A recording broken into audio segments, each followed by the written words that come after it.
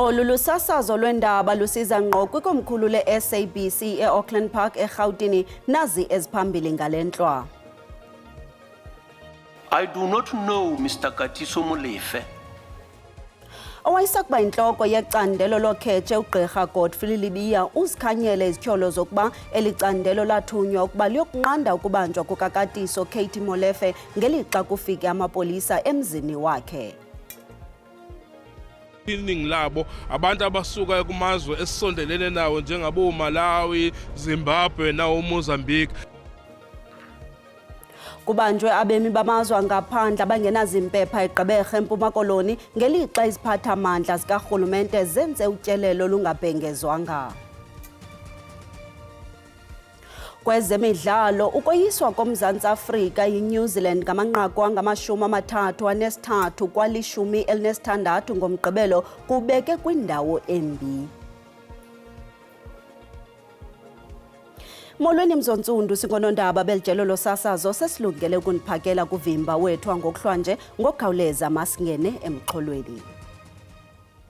Owayesakuba intloko yecandelo lokhetshe ugqirha Godfrey Libiya uzikhanyele izityholo zokuba kwatyalwa okhetshe ngomhla wesi-6 kuDisemba ka-2024 ukuphazamisa iphulo lokubamba ukatiso Katie Molefe. Ugqirha Libiya unika ubungqina kwikomishoni kaMadlanga.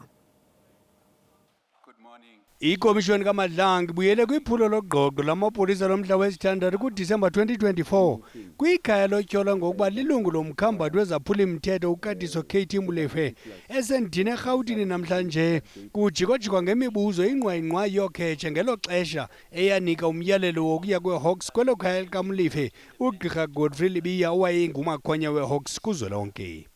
I do not know Mr. Katiso Molefe. I was not contacted by Mr. Katiso Molefe. I was contacted by Malcolm X. I directed 2 senior managers to verify the allegations of persons who were said to be claiming to be members of the DPCI. Ugqirha Libiya uthe ityholo zokuzenza amapolisa eHawks kwabantu abangengawo kuko kwabangela kuthunyelwe iHawks apho esithi ukuba unjengele Dumisani Khumalo intloko yelo phulo wayemxelele ngalo ngekwakuthi bazekile ukuphantse kubekho ungquzulwano lwamapolisa ewodwa. Lieutenant General Khumalo had informed me as the national head of the DPCI then about the operation, or if upon receiving a report about the presence of the members of the Hawks at the scene, he had checked with me, the situation would not have occurred. It is unfortunate that he cited the issue of trust. Ugqirha Libiya ukwathethe ngokuba ngamahlakani ukanjengele Dumisani Khumalo, unjengele Fani Masemola, nonjengele Nhlanhla Mkhwanazi esithi esi sithathu ingathi siphululana imihlana. Lieutenant General Dumisani Samuel Khumalo reminds the Commission that in 2012, he was appointed as the acting component head in crime intelligence.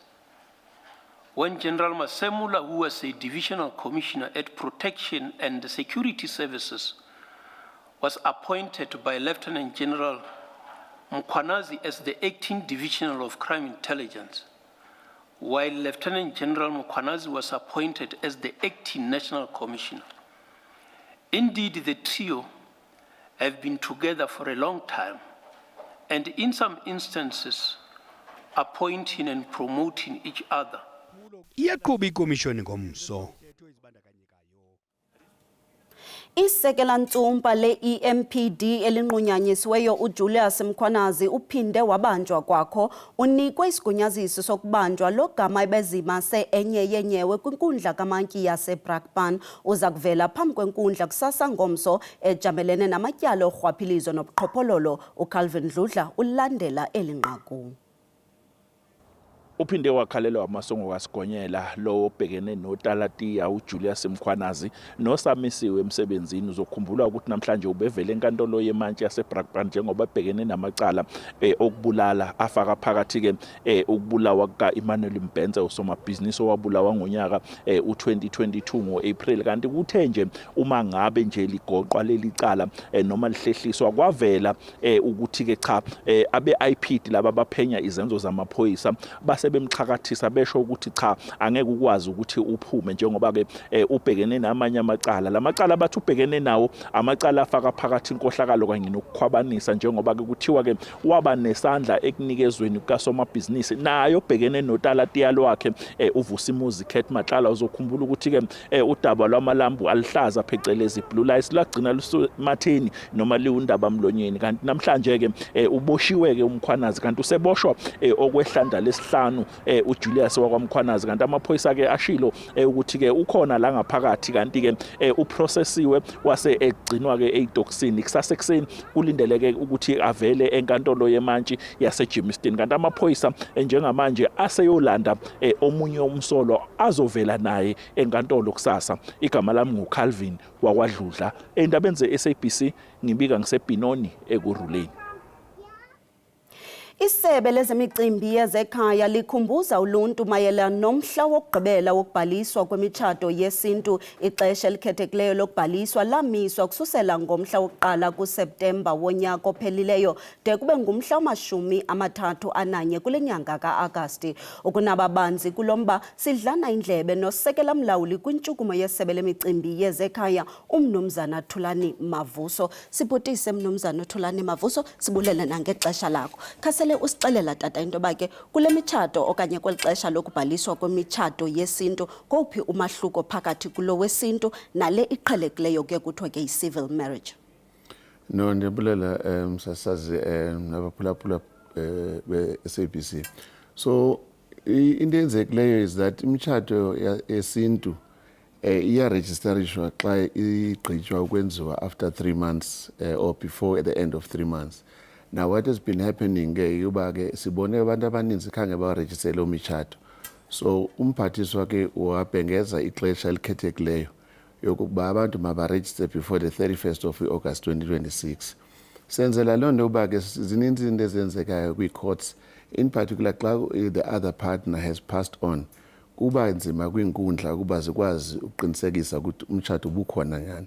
So le nto ke yokuba abantu mabaregister imitshato yokuncedisa kuba kungakukho xa lo partner ishekileyo ingasokoli kwinto ezidibane namafa nempahla yasemtshatweni. So yiloo nto esizama uyenza ke, but ithi ke le nto if u-31st ka-August ifika ungakarejistri ayitsho uba umtshato xa ungarejistranga u-invalid. Ukhona into yi-registration enceda xa kufaneke kudilishwane nento edibane nempahla. So those are some of the things esifuna uzicacisa uba abantu bangacinga uba bayaqhwesha ke ngoku xa bengarejistrishanga. Uyaqhuba umtshato because isintu sisintu, but i-registration i-evidence inikezela i-official recognition yoba if you are a court for any other matter okanye kwezinye kwinkonzo zikarhulumente ezifuna ukuba ukhuphe la registration certificate, yiloo nto incedisa ngaloo nto ke. Ithini ke Mnumzana Mavuso imiqathango yesibini efuneka ke mhlambi ilungiselele xa iyokubhalisela lo mtshato wesintu? Ilula kakhulu because kufuneka ii-ID zabantu ababini abatshatayo, amangqina kwii-families both ke zomuntu or the wife and the husband. Kufuneka beze ne-families zabo just as a proof of witnesses. But also ke ilobola agreement kwi-customary marriages also serves as an additional measure, but it's not the main requirement also. Kubaluleke kangakanani into yokuba ke abantu bayithathele ingqalelo lento yokubhaliselwa kwale mitshato yesintu? Ngoba abanye abantu banento ukuthi nditshatile mna nekhaya nefamily sigqibile. Yintoni le urhulumente ayijongileyo ngokubaluleka kokubhaliswa kwale mitshato yesintu? Sinamakhesi amaninzi ezaphambi kwethu ezi-department ukuthi xa umuntu eswelekileyo ipartner enye, ikakhulu the other partner financially vulnerable, ufumanisa uba ayikwazi ufumana ilifa okanye ii-assets ezifumaneke apha kwi-marriage because akanayo le nto i-proof. And also i-families, they tend to have disputes, and when the other partner is no longer there, then the other one suffers into, as particularly as I've said, it's mainly into ekakhulu engamandla ilento edibanisene nelifa and what we refer as matrimonial properties. Okokugqibela ke tata xa sakuyishukumela xa mhlambi eli xesha liye lamphosa umuntu akalifumana ingabe umtshato wakhe ithetha ukuthi uphelile okanye kwenzeka? No, umtshato awupheli uyaqhubeka ngokwesintu, as I was saying earlier. Ukungabhaliswa komtshato akutsho uba uphelile lo mtshato, ukhona abantu mabangayicingi loo nto. Into esincedisa uluntu ekutheni mababe ne-evidence ubungqina yoba umtshato legally registered, so that if you want to go claim, whether you go ezinkundleni okanye uya kwi-estate, winding up the estate and other things, there must be documentary evidence, and that's a legal document that Home Affairs produces. But if nihlala ningadecide ubana nizoregister lo mtshato, ukhona, and we have a lot of ubungqina obuvela ezinkundleni ne-decisions thathwe ezi-courts kwamanye ama-cases where people did never register their marriages, but obvious after the passing of the other spouse, one went to court. Sibulele kakhulu ke Mnumzana Mavuso ngexesha lakho. Thank you very much. Sawukhawuleza ke sithumele umntwana evenkileni, sizawuphinda sibuye kungekudala.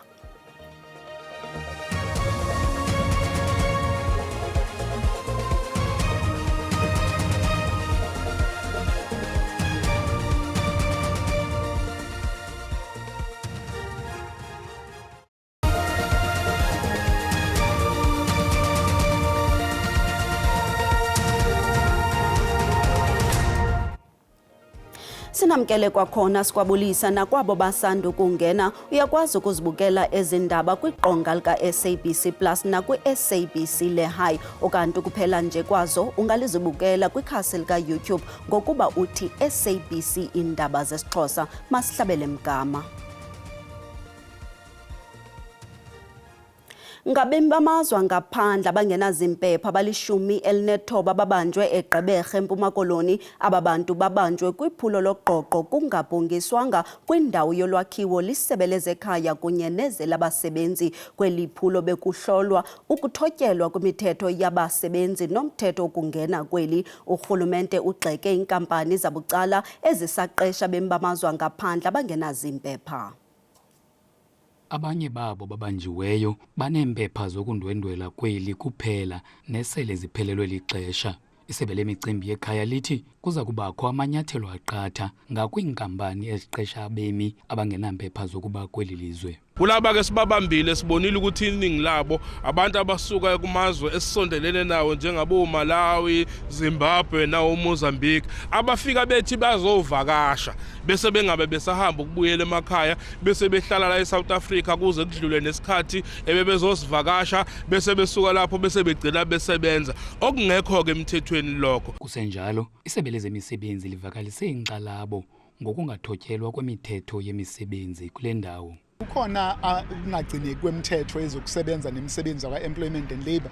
Abasebenzi la abarejistiwe ne-UIF, abarejistiwe no-Compensation Fund, abawathola ama-pay slips, abanawo ama-contracts. So okuyinkinga enkulu ukuthi abasebenzi bafike bazosebenza baqashwe umqashi kodwa uthola ukuthi akabanikezi izinto okufanele abanikeze zona. Abo babanjiweyo baza kufakwa kwinkqubo yokusiwa emazweni abo. Ndingulubaba Lodata kundaba ze-SABC eGqeberha. Abanye abemi baseZimbabwe bashiyeke bembanguza ngaphandle kwesikhululo saseMankweng ngasePolokwane eLimpopo. Babongoza urhulumente waseZimbabwe ukuba alungise izithuthi ezinokubabuyisela kwilizwe labo. Bakwadinga uncedo ukuthutha impahla yabo isiwe kwilizwe labo. Dathu zidlulileyo abemi baseZimbabwe oko bexhwarhe apha ngaphandle kwesisikhululo samapolisa saseMankweng. Eliqela labemi baseZimbabwe lithi lohluthelwa amakhaya abo kwiingingqi ezohlukeneyo kwiphondo laseLimpopo. Bambi bathi bagxothwa kwindawo bebeziqeshile zokuhlala. Kungoku nje oko behleli ngaphandle kwesisikhululo ngethemba lokuba urhulumente waseZimbabwe uza kwenza inzame zokubabuyisela kwilizwe labo. There's a march and march that is going to come on the 31st of September. And people are also afraid of that march and march, and they are willing, those that have braved to say we will stay here illegally, they have braved to say, they are now saying, please, we need more transport to ferry us back. I want to go home, but the challenge that we had, we saw these our things, they are too expensive to transport them to home. So we heard of this program that our government had the thought of us so that they can repatriate our goods. Ngelixa umbutho iZimbabwe Diaspora 4ED usithi urhulumente waseZimbabwe akakwazi ukubuyisela abantu okanye alande impahla yabo xa iinkcukacha zabo zingekaqinisekiswa lisebe lemicimbi ekhaya. Lo mbutho unceda abemi baseZimbabwe abaphila kwamanye amazwe. When the number is done according from the system which we are working with from the beginning, the bus will come and the people will be taken. And that if the Home Affairs open South African Home Affairs for repatriation, but we cannot take people without verified, without booked, without taking the fingerprints. Ukanti ingxabano phakathi kwabaqhubi nabajongene nokuthutha impahla idale ulibaziseko kuthutho lwale mpahla kwesi sikhululo isiwe eZimbabwe. Abaqhubi bafuna ukunikwa i-50% yentlawulo phambi kokuba baqalise umsebenzi, nanjengoko besithi badinga ukuthenga ipetrol nokuhlawula amasanga ahlawulelwayo. We need money for tolls, money for diesel, which means we need something like 50%.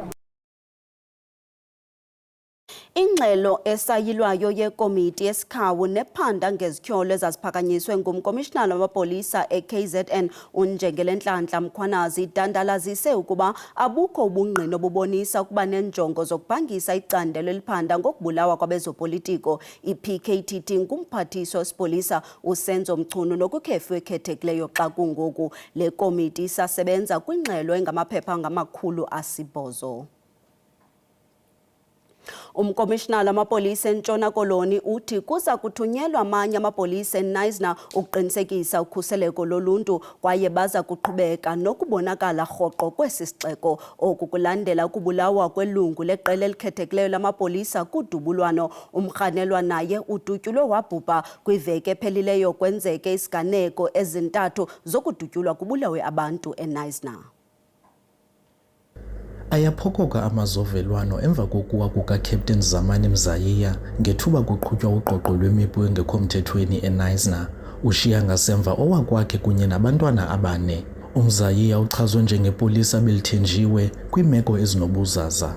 Just on the 16th of August this year, he was part of the tactical response team that responded to a standoff between police and a gunman in Robertson. We also remember that in 2014, he was part of a contingent of police officials who were deployed to the Kruger National Park to fight rhino poaching. Iqela lespolisa elikhethekileyo elisuka kundlunkulu wephondo lityalwe eNyasa ukususela kwiveki ephelileyo.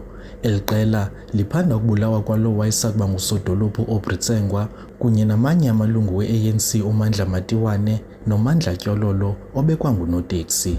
Amapolisa athi liyaxhalabisa izinga lemipu engekho mthethweni ekubonakala isabalele kwidolophu yaseNyasa. Amemelela kubahlali ukuba beze ngaphambili neenkcukacha ezingancedisa kuphando lwabo. Kusenjalo umasipala waseNyasa ubambe inkonzo yesikhumbuzo egameni likaTsengwa. A person that was prepared to stand up for the elders. A person that was prepared to stand up for the youth of Nyasa. His passing was unexpected. And the pain of losing such a respected leader is felt deeply by all of us. Kwindaba ze-SABC ndingusiphiwe Wobasi eNyasa.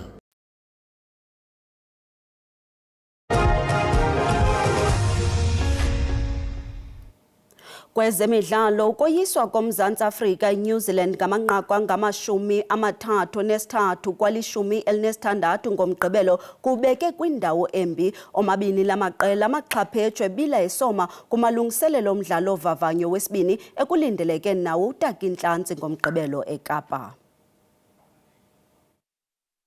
Uvavanyo lwale mpelaveki phantsi kwentaba etafile kuyanyanzeleka luphunyelelwe ngoMzantsi Afrika ukuba ufuna ukugcina ithemba lokuphumelela uthotho olumidlalo mine. Iqela lesizwe lilibeke kwelokulibala ishwangusha lokubethwa kule veki ephelileyo nanjengoko limanxada-nxada lilungiselela umdlalo ovavanyo wesibini ne-All Blacks. I would say by Monday afternoon we kind of parked that game and had a proper review and took on board the learnings, took the good stuff, worked on the worse things of the game, and yeah, it was as easy as that. We parked it and hopefully just learning as much as we can in the shortest amount of time. Kuza kudingeka bazimisele ngeyona ndlela abadlali abaqala njengamalalela bangayicimi inhlansi endaweni yoko benze kakhulu kunabo baqala umdlalo. We really need to put in the hard yards, especially us coming off the bench, to not only try and stay at the same tempo, but actually try and lift it and increase it. So, yeah, they did very well last week, but unfortunately last week doesn't count for anything. And, yeah, we need to rectify the mistakes that we made last week and try and build on that dominance, but knowing that it starts from the ground up. There's no points being given from last week to this week. It starts all over again. Ungquzulwano langomgqibelo kwibala laseKapa eGreen Point lukala ngensimbi yesihlanu malanga.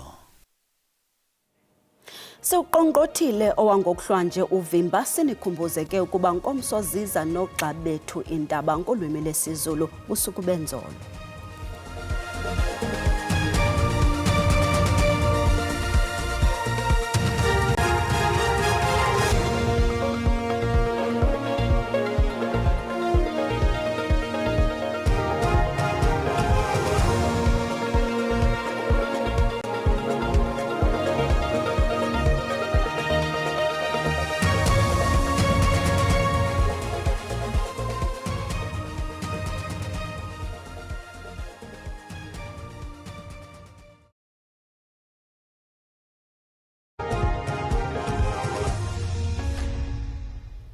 Butani mawethu ngicela sikhongozele nalo uqikelelo lemozulu masiqale ke kwimimandla yasentshona nalapho sibona into balithekholele ngamafizulu kanti ke ngamathutyana ngephi alindelekileyo emvula uqala phaya eMthatha KwaZulu Natal ukuyongena phaya eMpumalanga ngokunjalo naphaya ePulukwane kanti ke ngomsombuke lisabona into balisathelele ngamafu ubukhulu becala kwindawo ezininzi zelizwe kanti ke sekhona lamathutyana ngephi emvula uqala phaya ngoku eGqeberha kuyaqhina phaya eMthatha kanti ke mbukelo omhle uyabongozwa into buqapheleka lokho la moya oyakube ubhudla ngamandla phaya kwindawo esigudlunqweme la KwaZulu Natal kanti ke ngomsombuke liqaphela kaloku la mozulu eyomileyo nenokudala kaloku kunweno kwemililo yamadlelo phaya kwelaphondo lase Northern Cape kungena phaya eNtshona Kapa kuyakuthi gapha kwimimandla ephakamileyo phaya kwaGqeberha kanti ke nomoya obhudla ngamandla ulindelekile phaya eNorthern Cape wona kamaqondo okutshisa sibonisa into bakuphole kamnandi phaya ePitoli amaqondo abetha ku24 ngelixa engu26 phaya Springs mahlabela mgama singene ngoku kwelaphondo lase Limpopo nakhona ke mbukela ukuphole kamnandi ngo21 phaya ePulukwane ngokunjalo